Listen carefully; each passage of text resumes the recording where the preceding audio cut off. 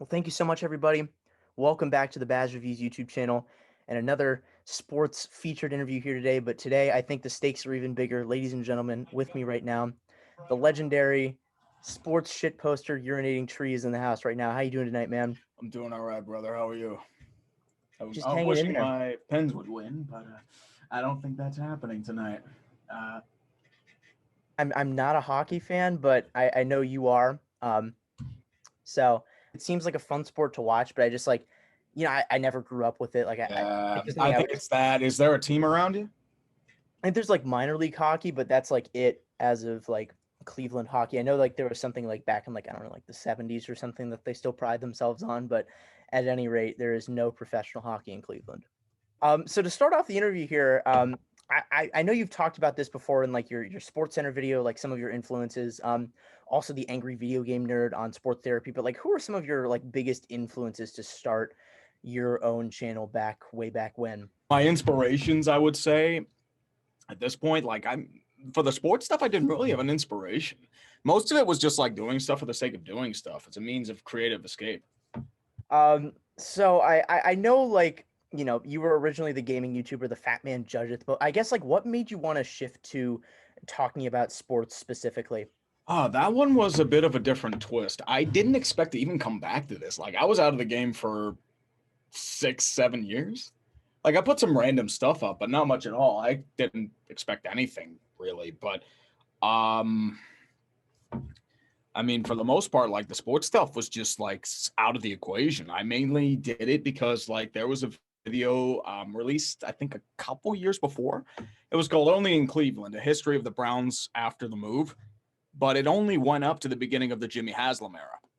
And at the time, like 2016, they were about to hit 0-16. They wouldn't because they had lost to the Chargers, or the Chargers lost to them. So what I tried to do with that video, and that was the Cleveland Browns vid, it's that like I wanted to try and bridge the gap between that video and what was happening now. I expected that to be a one-off, and look at this.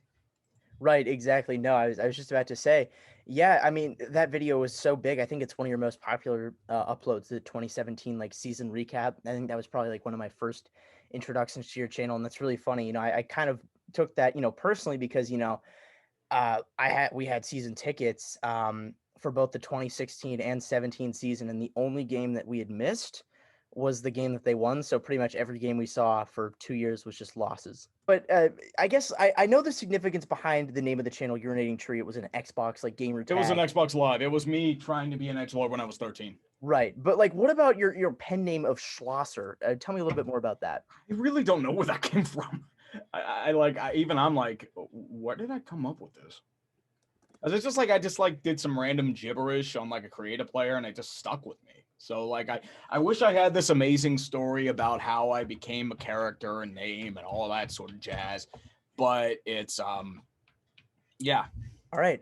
So just curious to know, like, what's your process for making a video from start to finish? Like, how do you come up with an idea? How do you go about like writing a script and just everything that goes into making a very high quality urinating tree shit posting video? Well, I mainly deal with it. I like to consider it more like an onion. There are layers to it. First would be the concept. Take a little bit. Then it would be the writing, which is probably one of the more intensive parts, I would say, depending on the situation. In terms of like certain of the things like sports ball or like haters guide vids, I consider them like little segments and I piece them together. So it makes it a little easier to digest. And then like the second part would be vocals. I do those in piecemeal too. And then the third part would be, editing everything, vocals, and then getting to the gather of the footage, which can be a real pain in the ass if it's like a historical one, because you got to really dig through a lot of old games. Otherwise, after that, it would be your base editing, which is just like the stuff I'm doing right now for a bit. I'm doing MLB in May. So I told you I was busy with a little editing. So like I was kind of doing that in that regard as well. So I finished that up. So I'm going to gather like the little news snippets and information that I have, the stuff that pops up every now and again. I do that with the text or anything, any like fancy effects that I have. And I would say, and then after I finish with music, adding bed sound effects underneath, and then you have your completed product. Finish up with a title card, which I actually do in an editor. I mean, I've had a couple times where I like had other people do it, which is probably a lot better than what I do. But I try to make it subtle at least, and that's how a video's made. Very nice, very nice. So I know like historically you've been a very comedic channel, but as of late you've been doing a lot more like story driven videos, especially with like the Houston Oilers video that came out Mhm. recently. Would you say that's like a new direction for the channel, or are we gonna start seeing more like comedic stuff coming out? It varies. I go through phases. I feel like there are times where I feel like like I hit a wall in terms of like comedic effect, and you want to change up and like make it like interesting for like me as in general.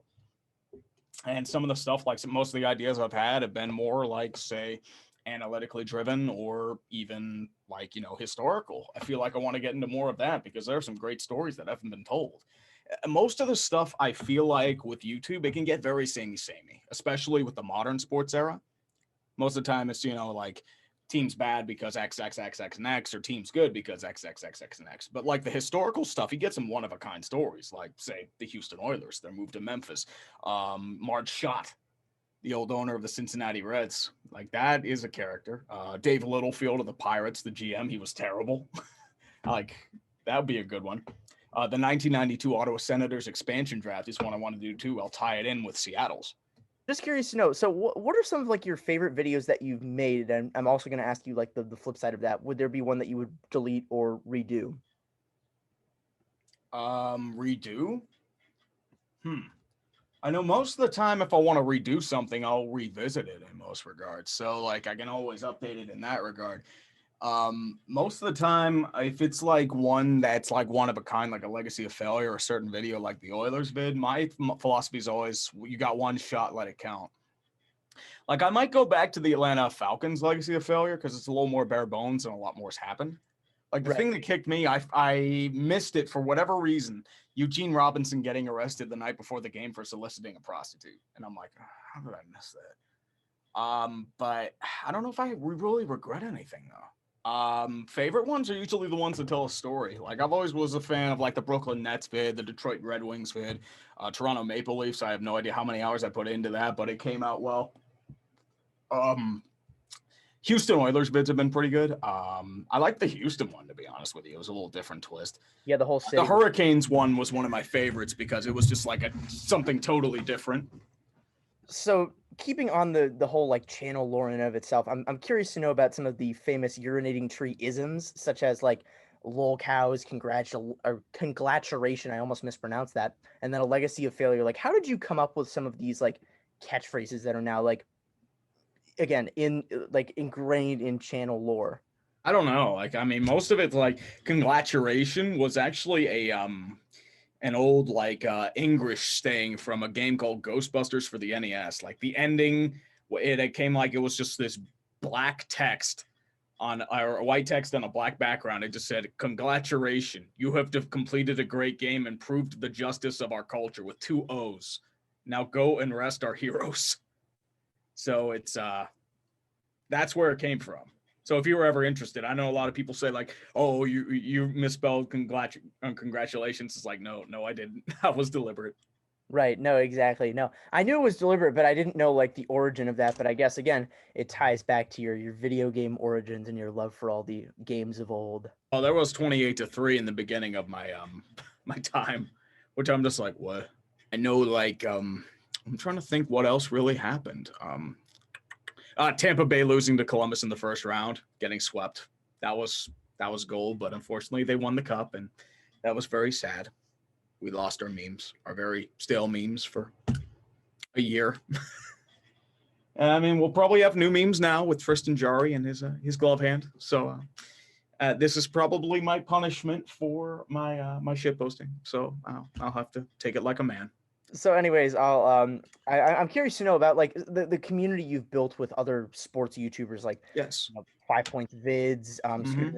KTO Flemlow, Tom Grossi, and That's Yeah. Good Sports. Like, you have clickbait sports with them, you have the dumpster fire with 5 Points. Like, when and how did you guys like first meet, and like how have you kind of seen your relationship with all of those people kind of grow and help your channel? Well, what actually happened was with 5 Points, he actually contacted me in that regard. So I think this was early middle of 2017.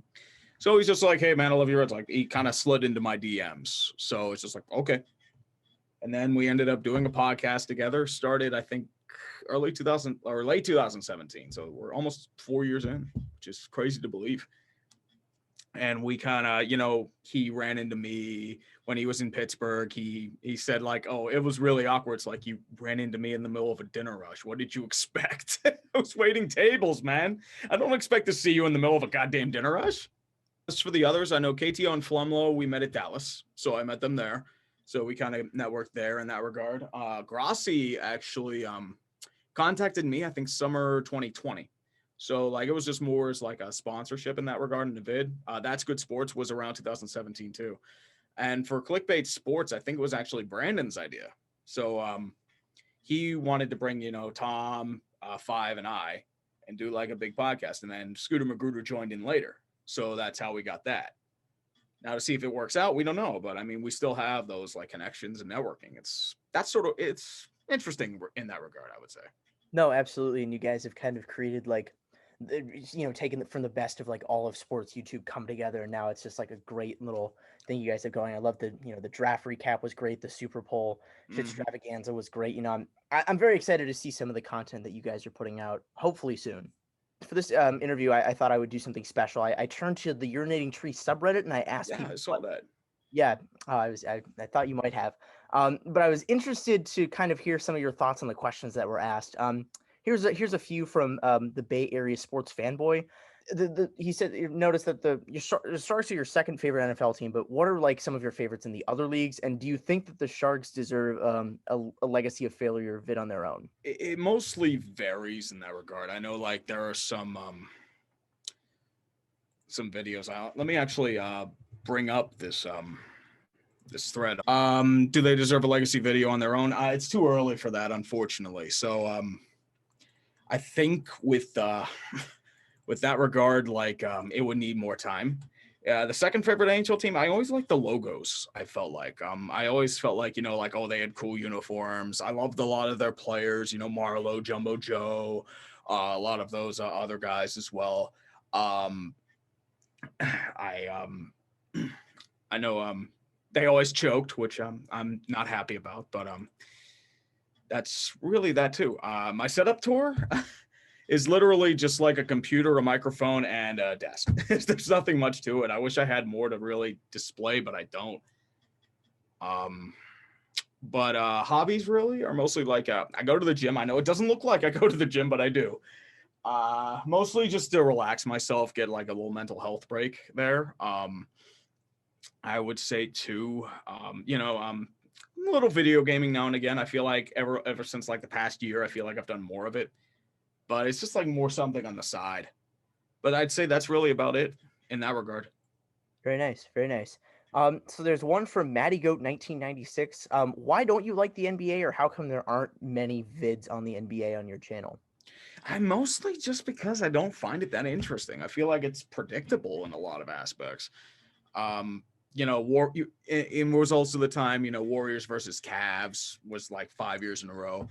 I know he also asked that if Pittsburgh had an NBA team, would you change your mind?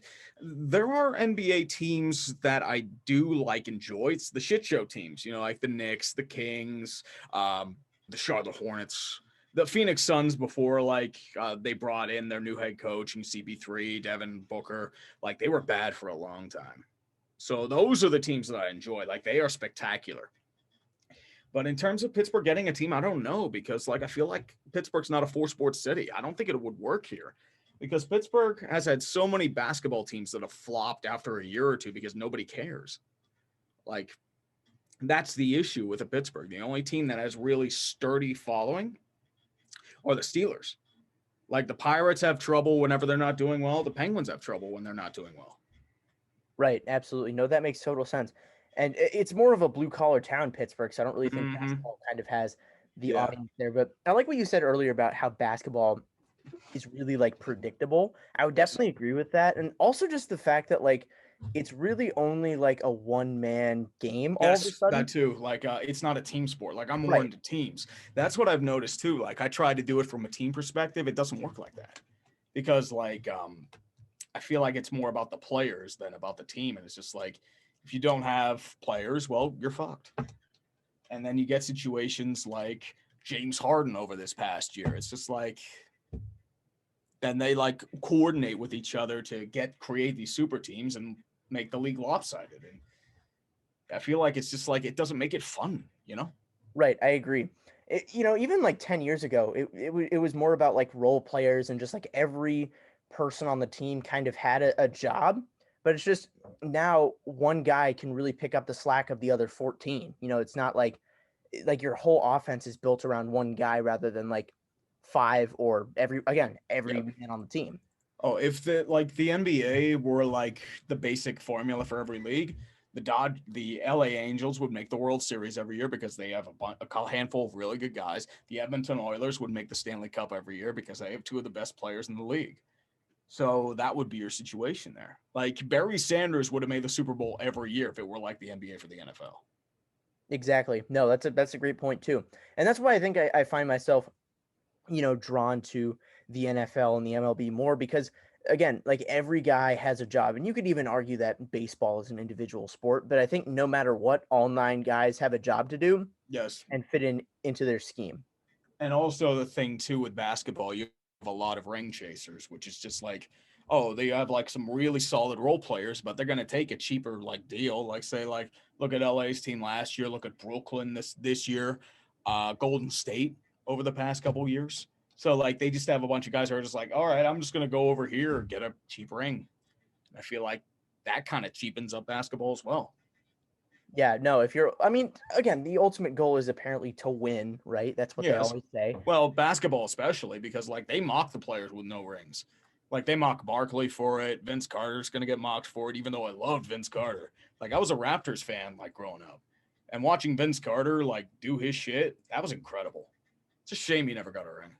Yeah, no, I mean, and that's the thing too. It's just like you get clowned if you're not a winner, and that's Mm-hmm. that's disappointing. I feel like I don't think rings really mean a lot. I mean, yeah, you could be like Tom Brady and have seven rings, but you could also be like a really shitty bench player. Like let's just say on like the '90s Bulls, right, and have like a fistful of rings, right? Mm-hmm. There are a couple of them. I forget his name. The guy who was just the whisperer for Dennis Rodman. I forget his name. Jerry, not Sloan, but yeah. An interesting atmosphere of the NBA. So I see your point on why you don't do too many videos on it. And then there's one last question here that I thought was interesting from the user XX Bubba Beast XX. If you were to be named like the head or a commissioner of a major sports league, which one would you choose? And then like what was a rule or procedure of that league you would change as your first act? Um, because I know like I feel like the one with the biggest trouble right now is baseball because they're at a massive crossroads and they're having a lot of trouble try to relate to younger audiences. But at the same time, I feel like there's an issue there. Like they want to hold on to certain things, but they are eager to let go of a couple more. Like the runner on second base in extra innings, I think that's just a cheap gimmick and it just dilutes the game. But you're not going to allow an automated strike zone. That I find's a little okay. Like it's like kind of hypocritical. So like baseball, I feel like I'd want to be the commissioner of that. The one thing I would do, automated strike zone would be the one. And for like the increased strikeouts or batting average, you'd either have to lower the mound or push it back. Also, salary floor and salary cap. But floor, I think, is your bigger issue right now because you have a bunch of teams that are in a disparity. I don't know if it's because of the TV contracts or because just the salaries are just exorbitant now because your average team salary is what 140 million or something ridiculous. So players union and owners are like gonna clamp at each other's heads. Like we saw a bit of it last year, and baseball can't afford a lockout. But I feel like that's where it's going to be headed. Sending double header, it's like I'm fine with that because it's like okay, that's a rule in the minor leagues. There's history there, and I feel like you want to allow your players to rest, so that's fine. But the runner on second base, I mean, that's just a cheap gimmick, especially in extras. It's just like the shootout in hockey. But I thought baseball was about integrity and just tradition, and then this goes against everything that baseball was about. Right, exactly. And even to your point with the automated strike zone, it's like baseball is like such a traditional game. It's like they're not going to do that for another like No, not at all. I don't know. The umpire will always have a role, in baseball, ease fights, be ceremonial, but like a strike zone, you have a tool that'll help your game out tremendously. You won't, I mean, you have some good umpires. Ron Culpa has been really good this year, but like you have your, Angel Hernandez's, your Joe West's, your Jerry Meals's, the guys who have really bad reputations yet still get regular like games because they're part of a union. Yeah, So it'll be interesting to see what baseball does. I think there's a lot of things there, and even with like the unwritten rules, like I think those are kind of weird. Like I don't know why there have to be so many. Like again, it goes back to the game being so traditional and so old. it's not All even tradition. It's just like you're being sissies just because of certain events. Like it happened last week with Yarmin Mercedes against the Twins. It's like you're playing a position player. He threw a 46-mile-per-hour cookie. There's no time limit in baseball. And also, Yarmin's a 28-year-old journeyman with his first shot, so he doesn't want to go back down. So what should we do? Like just take a strike and then, or take a walk and then ground out the second? Like, are we supposed to do that? Like, I get it's like, okay, there's a gentleman's rule. If you have that, just make a fucking mercy rule or something. yeah, But I they're not going agree. to do that because that goes against the integrity of the game. And I agree with that. Yeah, no, I feel like mercy rules. It's like there shouldn't be, but I feel like there shouldn't be like a time limit either. It's like, or just like we're playing a position player, we surrender sort of deal. It's like you're still like you're still there. Like, what if they made it like chess where you could just like resign, like if you're losing by like a significant amount of runs and just like don't want to like put your players out there any longer. Yeah. Plus, I think there was another thing I wanted to mention too. Um, they've been trying so hard for the past 10 years to try and speed up the game, yet the games are getting slower because it's become a 3 outcome game. It's about the strikeout, the walk, and the home run. It's about launch angle, it's about velocity off the bat, and it's about spin rotation for pitchers. So once again, that comes like to my proposal, you either have to lower the mound or push it back. But they're probably not going to do that because tradition. Right, 100%. But heading into the end of the interview here, let's just say like somebody is like never watched any of your videos before, never heard of you. Like, what would you want like those people watching this video to know about you and your channel and what you do? Well, I'm mainly just a shit poster. I don't take myself that seriously. I pretend to do, but I'm not really.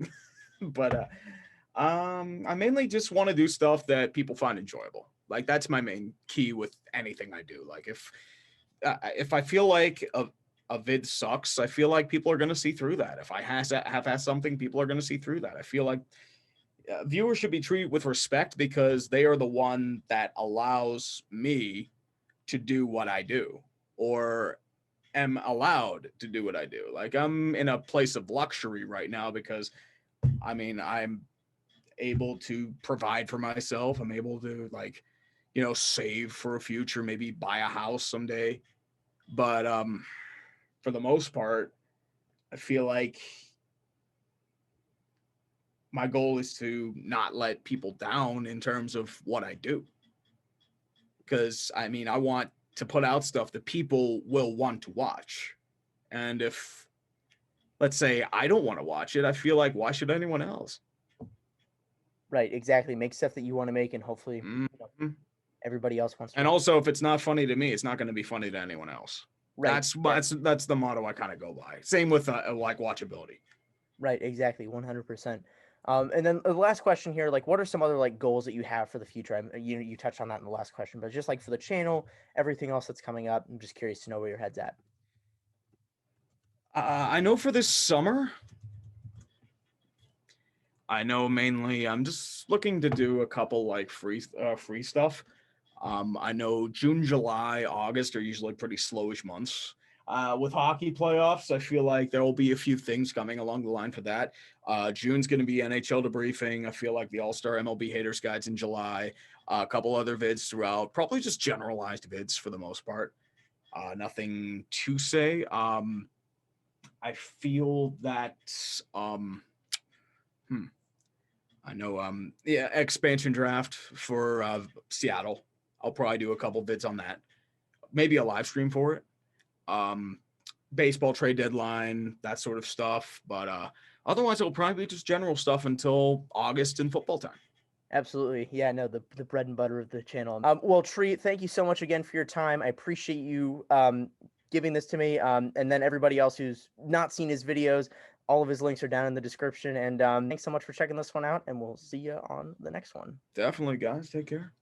Look at my status. No, I'm not bragging. I'm not average. My bitch want a paddock. I bought her a whip and I told her stop nagging.